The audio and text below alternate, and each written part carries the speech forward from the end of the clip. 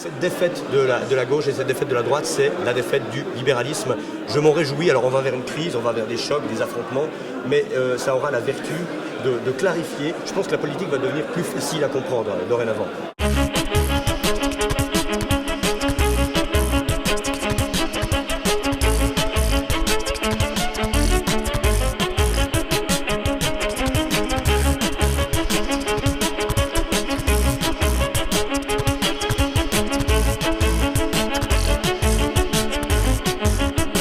Nous sommes avec David Lépée, philosophe, écrivain, politologue.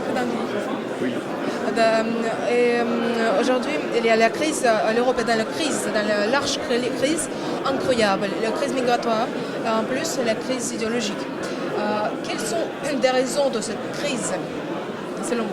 Alors, une des raisons, et c'est le thème de ce colloque de l'Institut Iliade de cette année, c'est la crise de la transmission. Elle n'est pas unique, mais beaucoup de problèmes découlent de ça. C'est-à-dire qu'à travers la crise de l'école, à travers la crise de l'autorité, du rapport entre adultes et enfants tel qu'il a été théorisé depuis 1968, les constructeurs, les nouveaux pédagogues, depuis cette crise-là, il devient non pas impossible, mais plus difficile de transmettre les bases, notamment les bases identitaires, les bases philosophiques et civilisationnelles qui permettraient à la nouvelle génération d'être plus forte par rapport aux nouveaux défis que sont la crise sociale et économique, que sont aussi la crise migratoire. Cela dit, ce n'est heureusement pas une crise définitive puisque cette jeunesse aujourd'hui se révolte contre les pédagogues qui ont voulu la déconstruire, contre l'école, contre le système et veut renouer avec son identité, avec son patrimoine, que ce soit la nation, que ce soit la mémoire longue, pour pouvoir savoir à nouveau qui ils sont. Ce qui, soit dit en passant, est à la fois la meilleure manière de lutter contre l'adversité, mais aussi d'accepter l'autre, puisque de toute façon, l'immigration maintenant, elle est en place. Je ne crois pas forcément qu'il y ait une remigration, mais ce fameux vivre ensemble dont on nous parle, si un jour il existe, ce sera parce qu'on a des indigènes, des Français, des Européens, qui avant tout savent d'où ils viennent, sont fiers de ce qu'ils sont, et ainsi peuvent communiquer, dialoguer avec l'autre dans un rapport de fierté. Sinon, ce sera très difficile. Et quelles sont des bases de la civilisation européenne? Parce qu'il y a plusieurs bases. Qu'est-ce que c'est la base, le fondament de notre civilisation? C'est très délicat à dire parce qu'aujourd'hui, au XXIe siècle, tous les siècles derniers ont été aussi le siècle des siècles de fragmentation. Il y a pour des raisons évidentes de la géographie, l'Europe, comme l'Asie, comme même la Russie, c'est tellement grand qu'il n'y a pas de réalité nationale unique. Et ces réalités nationales qui sont venues, notamment depuis le siècle des révolutions et avant, elles ont créé des identités qui sont aussi importantes. On parle aussi à la fois dans ce colloque de l'identité européenne et de l'identité française, puisque c'est là où nous nous trouvons. S'il faut parler des souches, des substrats, oui, évidemment, on sait que les origines de notre Europe sont gréco-latines,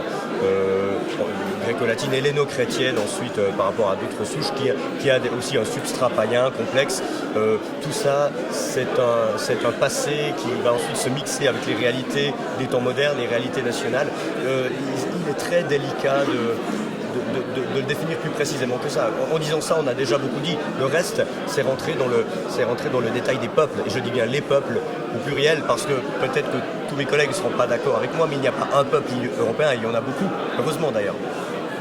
Si on regarde aujourd'hui le pôle de le combat présidentiel, nous voyons aussi deux mouvements philosophiques, parmi lesquels Marine représente en quelque sorte le peuple et Macron représente en quelque sorte l'antipopulisme.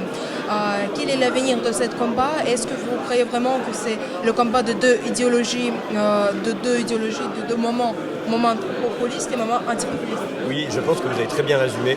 Alors, il est encore un petit peu trop tôt pour savoir ce que sera le deuxième tour des élections présidentielles. On peut quand même voir, sans trop s'avancer, qu'il y a une éventualité tout à fait sérieuse d'avoir, comme vous l'avez dit, un deuxième tour, Macron, Marine Le Pen.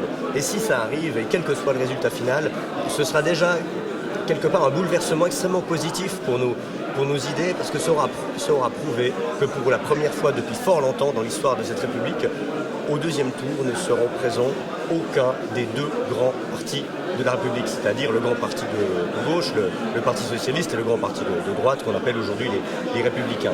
Et ça, ce serait vraiment un bouleversement énorme. Et évidemment, entre ces deux candidats, il y en a un qui m'est beaucoup plus antipathique que l'autre, mais les deux font preuve d'une certaine cohérence. Et ça, c'est leur mérite. Emmanuel Macron est quelqu'un, alors on dit qu'il n'a pas de programme, c'est pas vrai, il en a un, seulement ce sont des grandes lignes. Et quelqu'un qui est programmatiquement, idéologiquement très cohérent. C'est un libéral intégral, c'est ce qu'on appelle chez Kluskar un libéral libertaire, c'est-à-dire à la fois pour le capitalisme le plus dérégulé, donc pour la mondialisation et l'abolition des frontières, pour la triple libre circulation des personnes, des capitaux et des marchandises, et pour toutes les réformes sociétales inspirées de la gauche bourgeoise en matière de mœurs, en matière de culture. Tout ça est très cohérent. Et la femme qui s'oppose à lui, Marine Le Pen, telle qu'elle s'est construite ces dernières années, présente la même cohérence en miroir inversé, c'est-à-dire le retour de la nation, le retour des frontières, le retour de l'école, le rétablissement d'une culture populaire. En fait, c'est la défense des classes populaires. Vous dites populiste et antipopuliste, c'est vrai, mais c'est aussi, ça c'est de la communication, hein, le populisme. Mais derrière, il y a des réalités sociales enracinées populaires. On a le camp du peuple contre le camp des élites. Le peuple enraciné, le peuple patriotique, le peuple, j'allais dire, le peuple populaire.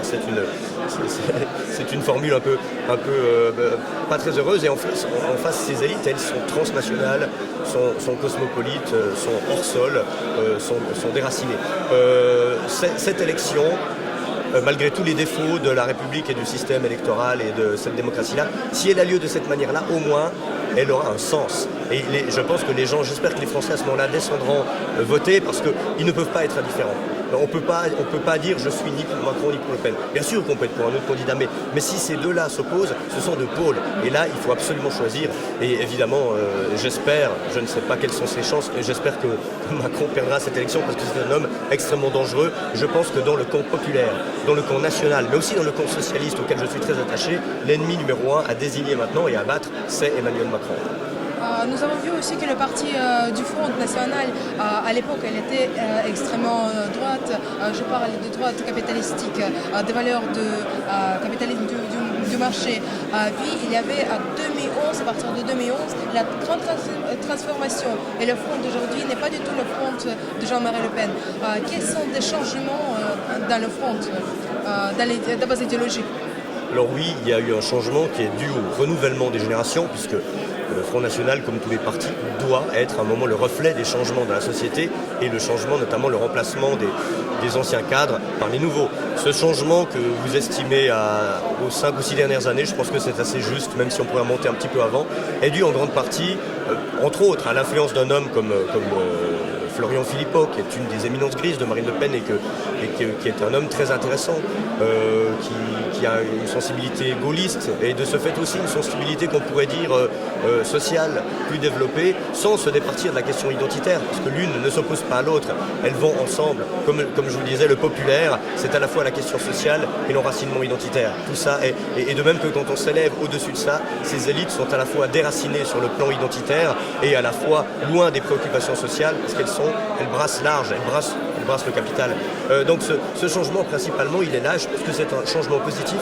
C'est ce qui lui permet aujourd'hui, même si les journalistes, évidemment, refusent de l'admettre, de se profiler de plus en plus comme un mouvement qui n'est vraiment ni de gauche ni de droite, qui est vraiment populiste. Et c'est ça l'avenir. Comme Macron n'est plus ni de gauche ni de droite. Il a dépassé ça parce qu'aujourd'hui, la réalité est loin de ça. Historiquement, le Front National est bien sûr un parti de droite, même parfois de droite radicale sur certains points.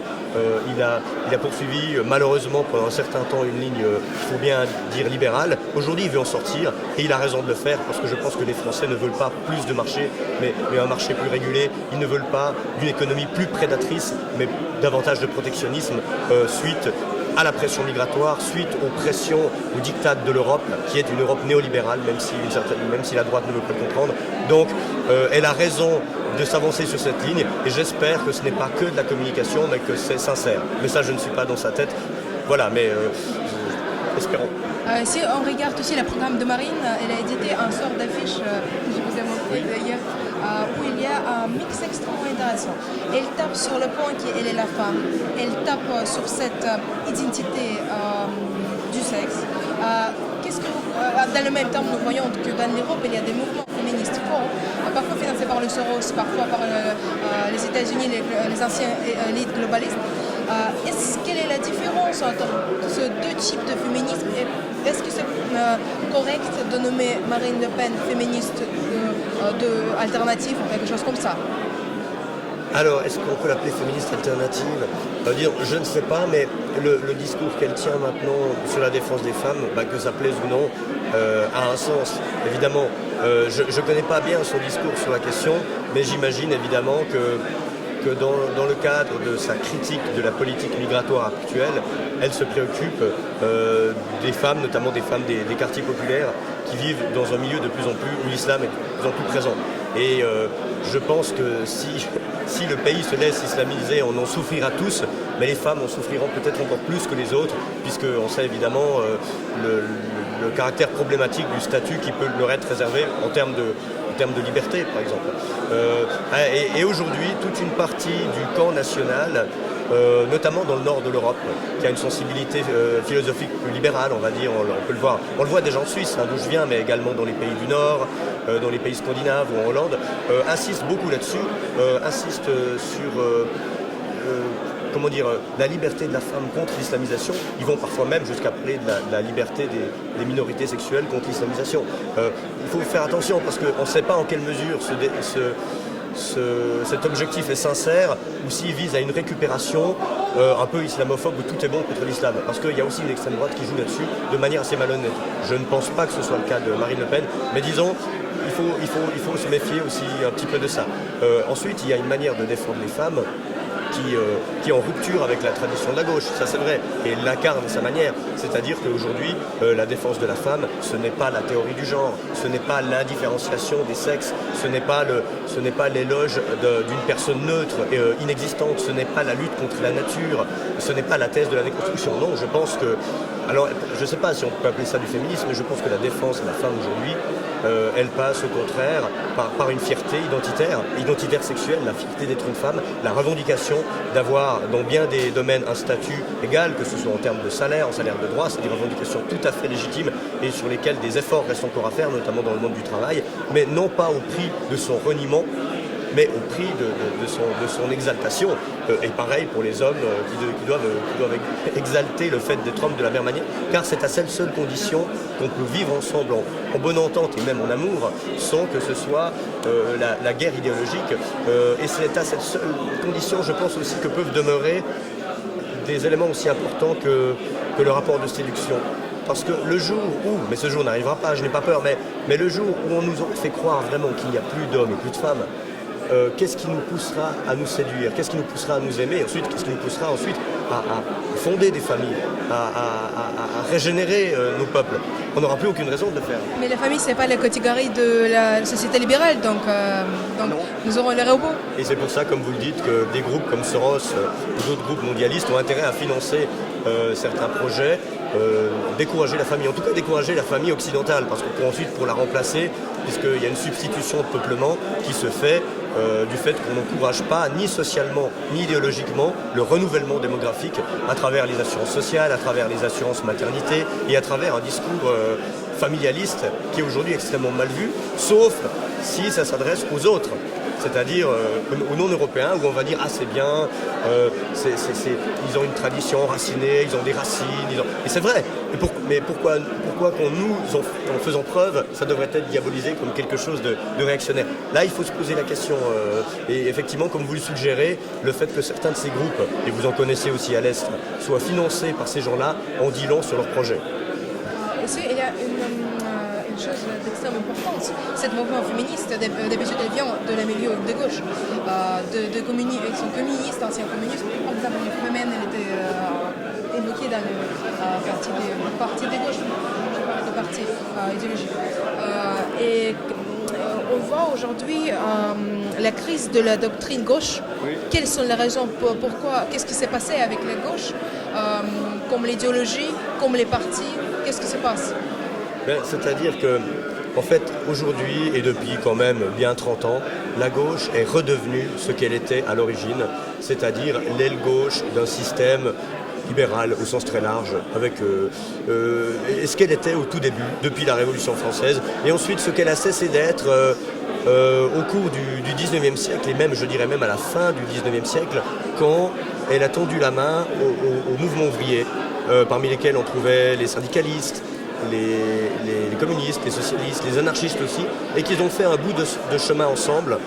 C'était la grande époque d'une gauche sociale, d'un parti socialiste qu'il était vraiment. C'était le Front populaire, c'était je pense une période tout à fait intéressante, mais qui ne pouvait pas durer, parce que dans ce couple-là, il y en a un qui a fini par abattre l'autre, c'est-à-dire que la gauche, donc c'est-à-dire la pièce, le versant gauche de la pièce libérale, a fini par écraser la partie populaire, donc la partie socialiste. La gauche est redevenue ce qu'elle était, c'est-à-dire une des parties de la bourgeoisie, l'autre étant occupée par la droite, et malheureusement une partie du peuple, comment dire, des électeurs socialistes ne l'ont pas encore compris. Non, parce que par habitude évidemment, parce qu'ils ont l'habitude depuis tout ce temps, il y a même un vote familial, il y a même une hérédité, n'ont pas compris que le socialisme aujourd'hui n'est plus la gauche. C'est même quelque chose de tout à fait inverse. Et alors, quelque part, c'est dommage parce qu'on peut dire oui, la gauche a trahi, mais en trahissant, elle est revenue ce qu'elle était. C'est-à-dire, elle s'est démasquée, elle a révélé son visage qui était le sien à l'origine. Et ce qu'il faut comprendre maintenant, c'est que ça clarifie le débat. Le socialisme est autre chose. Évidemment, il ne se traduit pas actuellement dans un parti, peut-être demain, je ne sais pas, mais il se traduit dans certains syndicats, dans certains groupes, dans certaines initiatives locales, aussi dans certains courants de pensée, chez certains auteurs. Et on est en train de refonder ça. Il faut simplement que les gens comprennent aujourd'hui que si au deuxième tour, on n'aura ni, je l'espère, je le prévois, ni les socialistes ni les républicains, ça veut dire qu'on n'aura pas les grands représentants de la famille libérale. Cette défaite de la gauche et cette défaite de la droite, c'est la défaite du libéralisme. Je m'en réjouis, alors on va vers une crise, on va vers des chocs, des affrontements, mais ça aura la vertu de clarifier. Je pense que la politique va devenir plus facile à comprendre dorénavant. Mais ça va aussi montrer que le système libéral a compris que les gauches et les droites ne marchent pas, et donc ça sera peut-être le nouveau visage de libéralisme. Ça, c'est bien possible. Effectivement, Macron est le nouveau cheval sur lequel il mise, comme on dit dans les paris. Ils ont bien compris que, quitte à faire du libéralisme, autant faire du libéralisme total. Parce que quand on avait des libéraux de droite, ces libéraux de droite, ils étaient bien gentils, ils ouvraient les frontières pour le capitalisme, ils faisaient du business mafieux, financier, mais en même temps, pour plaire aux électeurs, et notamment aux électeurs populaires, ils parlaient toujours de patrie, de valeurs conservatrices. C'était une contradiction. Il faut virer ça. Pareil pour la gauche, les libéraux de gauche, alors ils étaient pour le mariage pour tous, ils étaient pour faire venir des immigrés, donc c'était des bons libéraux. Mais en même temps, ils voulaient défendre les salaires, ils voulaient défendre les syndicats, ça n'allait pas. C'était une contradiction dont il fallait se débarrasser. Alors à gauche, on se débarrasse des socialistes, on se débarrasse de l'aide syndicale, on se débarrasse de tous ceux qui défendent les salaires et les acquis sociaux. Et à droite, on se débarrasse des conservateurs, on se débarrasse des patriotes, on se débarrasse des défenseurs de la famille. Et qu'est-ce qui reste? Il reste la ligne Macron, c'est-à-dire le libéralisme intégral. Et ça, évidemment, si j'étais Georges Soros, il vaudrait mieux miser sur Macron que sur les autres. C'est logique, c'est cohérent. Ouais. Évidemment, évidemment.